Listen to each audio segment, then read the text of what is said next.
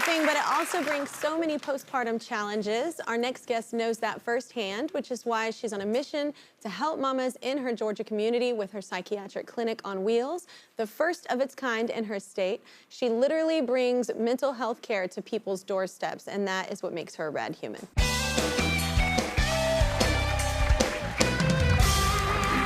Everybody, welcome Dr. Joanne Patterson. Give it up, y'all. Meet Kelly. Welcome to the show.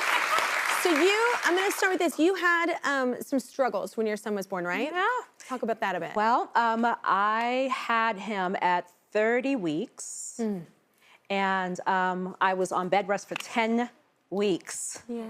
And so... that's scary. Of course, yeah, it is scary. And so I had him at 30 weeks, and it was just very stressful, you know? Just having a baby when you're not supposed to at that same time. It's like, you know, went straight to the NICU, right? Straight to the NICU. Yeah. So once we got to the NICU, you know, things obviously were just really stressful, and grateful that he was only there for 32 days. So it wasn't as long as, you know, other parents would be spending in the NICU, but it was stressful enough. Yeah. Yeah. And it's probably a touch and go situation too. Yeah. Mm-hmm. You kind of, I feel like this happens to, I heard you say this before, and I feel like this happens to a lot of mothers. Yeah. It becomes nothing about you. Right. It's like you're forgotten at some point. Like everybody's always asking about the kid, and you're like, but I'm fine, thanks. Yeah. Yeah. And you tend to forget about yourself too. You do. Because it's like, you know, you're in mama mode. Yeah, especially for new time. Like first time mama, new time. First time mamas, yeah. Because you just go in that mode of like, this is my job, I'm gonna keep it. And then you kind of forget yourself. Yeah, and that's a hard thing, like, because you don't want to be selfish about it, but you're like, I need a minute as well. Right. Yeah, so you didn't just notice something, you did something about it. Correct. Yeah, what'd you do?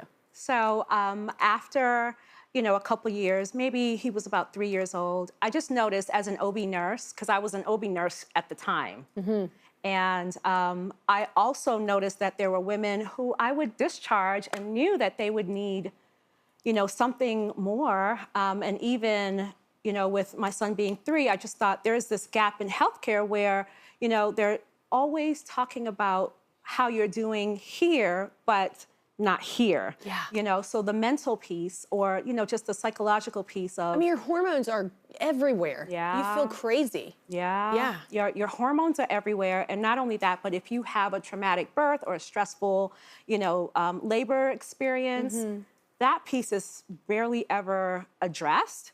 So at about 3 years old, I decided, you know what? Let me just start looking at what resources are out there, and there weren't very many. I went back to school and got my doctorate and my psychiatric nurse practitioner certification at the same time. That's incredible. Yeah. It's a lot on your plate. Yeah. And so I specialize in reproductive psychiatry and pediatric and adolescent psychiatry at the same time. Yeah. So what are some of the struggles that you see with postpartum moms? Yeah, so I see a lot of postpartum depression, postpartum anxiety, and then there's postpartum OCD. But when you are constantly checking to make sure that your baby is breathing, you're not sleeping, intrusive thoughts, oh, well, what if I fall down the stairs? What if I fall down the stairs with my baby? You know, and those thoughts just keep swirling. I call it swirling, and that's what resonates with my patients. When I say, are you having like these thoughts that keep swirling at night? And you're like, oh, yeah. And so that's when we have to start talking about what that looks like, what it means, how do we treat that, you know, whether it's therapy or medications or both. Did you have anything like after you? You know, I was just thinking, when I had my daughter, I realized the more people, I had a very traumatic birth. I won't get into it now. I actually haven't really talked about it, but it was, it was very bad, very bad. And when I got, weeks later, when I talked to a few different people about it and had to go through my own therapy about it, I realized that whole, like, in the movies, when the dad and the mom come out with their baby and they get in their car, that is just, like, not real. And the more people I spoke to, the more crazy experiences most women had, whether birth story or right after or whatever. And I really couldn't believe it. And I have to tell you, it actually made me feel better the more I spoke to more people, because I'm like, oh, you don't feel as alone, but no one talks about it. So you just think, oh, you don't know that that's not normal.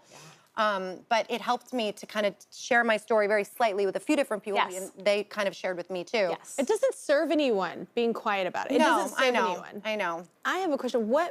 How did you go from in the office to like taking this on the road? Oh, Yeah. I'm so excited to talk about that part. Oh, we got juicy. Okay. Oh, Okay, it I got like this. juicy. Yes. Okay. So I have a virtual clinic. I see patients in Georgia, Maryland, DC, Nevada, and Florida. And virtually during the pandemic, that's where everything was at. And very exciting and, being able to help women across the country. But once the pandemic lifted, I knew that I didn't want to go back to business as usual and wanted to provide more accessible care. That is a beautiful thing. A lot of things happen with businesses in the sense that when COVID hit, it actually progressed these businesses and you've reached more people. We thought outside the box. Yeah. It forced us to. Yeah, and so I decided, women want something different. They're the chief operating officers of their household. Yeah. And they know what they like. They know what makes them feel comfortable about, receiving care. If you look at OB wings, they're really nice. They're homey. Yeah. And so I just decided I wanted to do something different. Plus, it's also fun because I get to like road trip a little bit. Yeah. In my bring tiny access clinic. to people that might not have that, man. Access. Yeah. To underserved areas, maternal care deserts. So it's been exciting. You're able to reach the possibly forgotten. Right. All right, we need to take a quick break, but next we're going to get an up-close look at this mobile clinic and find out how it's improving the community. Don't go anywhere. We are back with Kelly Clarkson and Dr. Joanne Patterson, the founder of Georgia's first mobile psychiatric clinic, primarily for postpartum mamas. So you said one goal was to make the clinic feel warm and inviting. So how have you made that happen? Yes. So I decorated the clinic to feel just like a home. You come in as a patient, but you leave feeling like family. So there's this Love. Yeah. Yeah. It's this boho chic vibe. Love. Which I love. Yeah. And so there's aromatherapy, there's, spa-like music. It's just warm and inviting. Yeah, I just want to go there right now. Yeah. Yeah, I was like, she said, yeah. Yep. We love to go. I mean, truthfully, like it's a tiny house on wheels. Yeah. I would totally live in it if if it wasn't a clinic. It's so pretty. Yeah. And just, warm and inviting. So yeah, it's exciting. I was going to ask you too, we touched on it a tiny bit earlier, but we talked about us being in the public eye and everything, but becoming a mom and having a kid in the public eye, I found anything I did, people would be like, why does she have her baby in the stroller like that? Or why is she feeding her baby that? Or everybody's always on moms. Did you feel like under the microscope that got even worse for you? My life was already so much like that I think I've been like, I don't even care. Like, after I had my daughter, I'm like, it can't get worse than what it's been for the last 20 years. Yeah. And I'm sure, people say the craziest stuff or the mom shaming. I'm just like. And they do that to people not in the public eye. Even like my sister, she'd just be in the grocery store and people would say, it's like, did I ask? Yeah, I know. Yeah. We've got to stop doing that. Yeah. What's good for my kid is not good for your kid. Yeah.